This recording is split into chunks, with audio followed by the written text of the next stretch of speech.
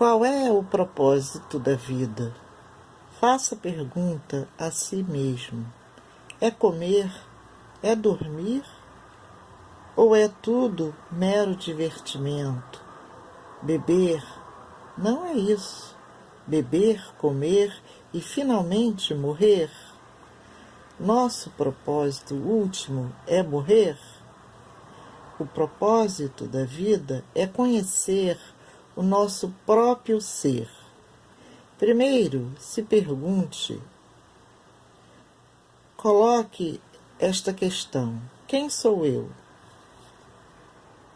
Você está longe da questão. Nós esquecemos nossa verdadeira identidade. Vivemos perguntando: quem é você? Qual é o seu nome? De onde você veio? Você jamais se pergunta: quem sou eu? Você jamais se pergunta: quem sou eu? Estranhos podem dizer milhares de coisas, mas nunca quem sou eu. Se você se conhece, conhecerá outro homem. Eu sou homem, ele também é um homem. Eu sou Deus, ele também é Deus. Este é um caminho bem fácil. Aquele que não conhece seu próprio ser continua acusando, continua criticando, continua prejudicando os outros. Manifestações do amor divino, uma mente tranquila, uma linguagem cheia de verdade e um corpo dedicado ao serviço. Quem tem essas qualidades é descrito como a personificação da pureza tríplice. O indivíduo, assim, é o mais nobre dos seres humanos. O homem deve entender a sua divindade e olhar a natureza do ponto de vista do divino. Em vez disso, o homem vê tudo somente do ponto de vista mundano. O corpo é verdadeiramente perecível, mas ele é também o meio para a realização da verdade imperecível. Isto quer dizer que toda palavra deveria ser sobre Deus. Todas as ações deveriam ser santas e puras. Todo pensamento deveria ser a respeito de Deus. Hoje, porém, os homens deixam de cumprir com as suas palavras de um momento a outro. Eles se entregam a falsidades a cada instante. As promessas são esquecidas. Como pode o princípio de Rama florescer nesse ambiente humano? O princípio de Rama está longe de tal atmosfera. Deus estará próximo daquelas pessoas cujos pensamentos, ideias e ações estiverem de acordo com os de Rama. Rama foi um ser de palavra, porém o homem é completamente o inverso. Rama com relação ao governo. Rama ensinou a Bharata como o governo deveria ser conduzido. Tenha para ministros seus somente pessoas de caráter e virtude, que sejam de mente tranquila e dedicados à verdade. Não tenha como ministro ninguém a quem falte essas 4 qualidades. Além disso, eles devem possuir autoconfiança, praticar a retidão e serem capazes de aconselhar adequadamente. Estes são pré-requisitos essenciais para administradores sábios. Não admita pessoas egoístas. No governo não deve existir postos para pessoas motivadas pelo alto interesse. Isto não é tudo. Não permita que aquele que se entrega a vícios, como os da jogatina e da bebedeira, exerçam a autoridade. Considere somente aqueles que tenham a estima do povo e que sejam respeitados e amados pelo povo. Você deve ter conferências diárias com 3 ou 4 desses ministros. As suas conversas devem ser privadas e nenhuma pessoa de fora deve saber qualquer coisa a respeito delas. Quando tal discrição é observada, a nação prosperará. Você então poderá assegurar a paz e a prosperidade à nação. Além disso, você deve enviar como mensageiros a outros países embaixadores que sejam totalmente leais ao rei e não oportunistas que praticam a duplicidade.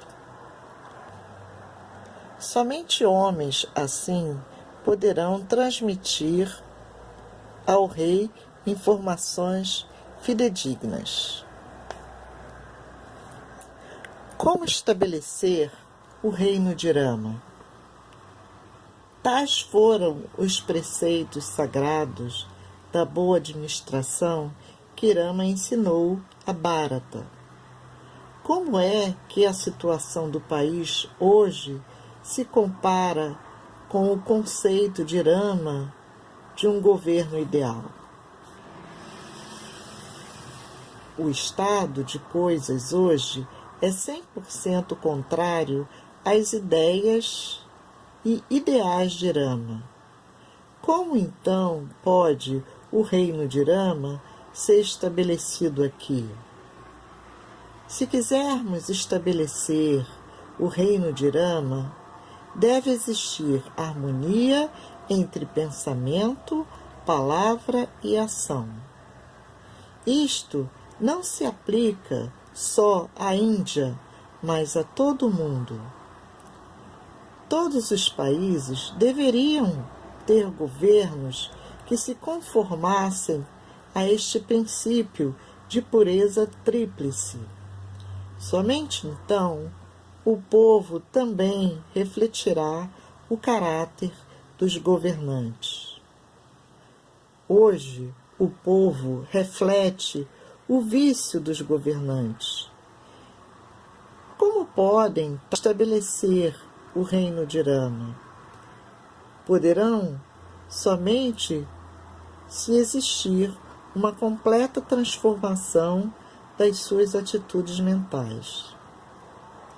Apesar de todos os ensinamentos que ouvem, suas mentes permanecem no mesmo estado. Sem uma mudança mental, eles não têm sequer o direito de pronunciar o nome de Rama. Qual então é o sentido de falar a respeito do reino de Rama? Será somente reino de Rama de nome, mas na verdade será tão só um governo de Ravana. O reino de Rama.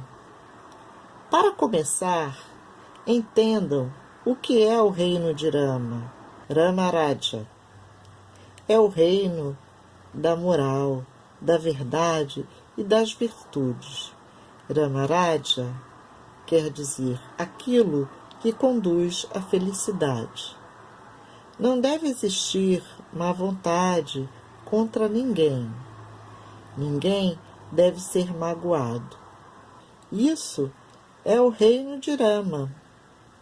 Quando tais sentimentos surgem entre as pessoas, o reino de Rama passa a existir espontaneamente. Com tais sentimentos, Túlsidas exaltou a Rama. O seu Ramayana está banhado com profunda experiência devocional. Ele exclamou: Rama, não tenho habilidade de nenhum tipo. Não pratiquei nenhum sistema de yoga. Não desenvolvi nenhum método de meditação. Não tenho bens de tipo algum. Tenho somente uma coisa, e essa coisa é o meu amor. Eu o amo, por amor ao amor. As práticas espirituais, de vários tipos, inclusive a repetição do nome de Deus, o yoga e semelhantes, não levarão à realização de Deus. Não sugiro que vocês devam parar estes exercícios. As atividades devocionais são muito melhores que muitos outros passatempos inúteis, mas, se querem chegar próximo a Deus, devem vivenciar Deus. Têm que transformar o seu coração. Aquilo que semeiam, vocês colherão. Plantem as sementes do amor e colherão os frutos do amor. Plantem as sementes da imortalidade e colham o fruto da imortalidade. Hoje, vocês querem uma fruta doce, porém cultivam sementes de plantas venenosas. Esta é uma ação insensata. Algumas pessoas alegam serem muito débeis para escalar as alturas espirituais. Mas vocês têm a energia para cometer pecados e para praticar ações maldosas. A energia requerida, tanto para as boas quanto para as más ações, é a mesma. Na verdade, é mais difícil cometer um pecado do que ser bom e merecer louvor. É difícil pronunciar uma inverdade. É fácil falar a verdade.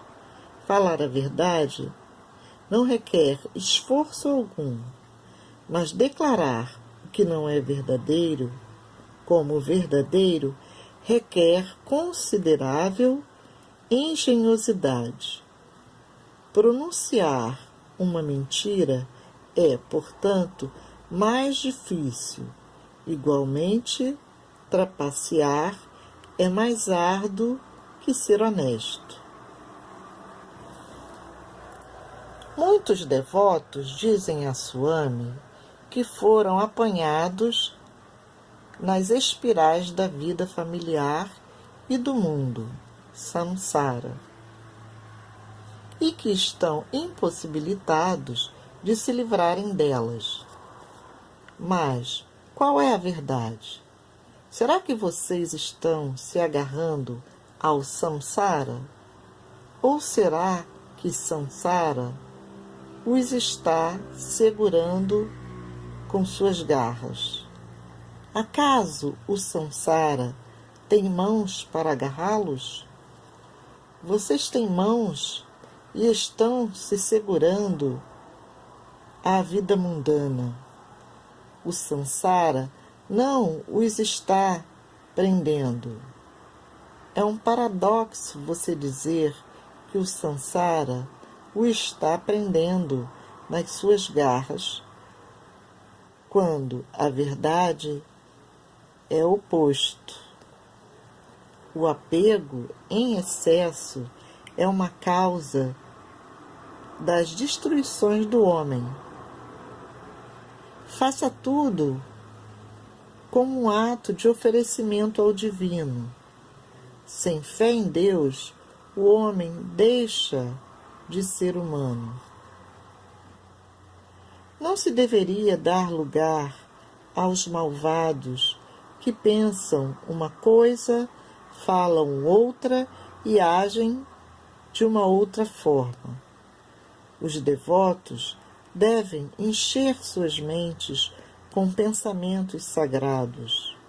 Pelo menos, doravante, expulsem os maus pensamentos. Voltem suas mentes a Deus. Instalem, ao menos, o reino de Rama em seus corações. Quando isso suceder, o mundo experimentará o reino de Rama.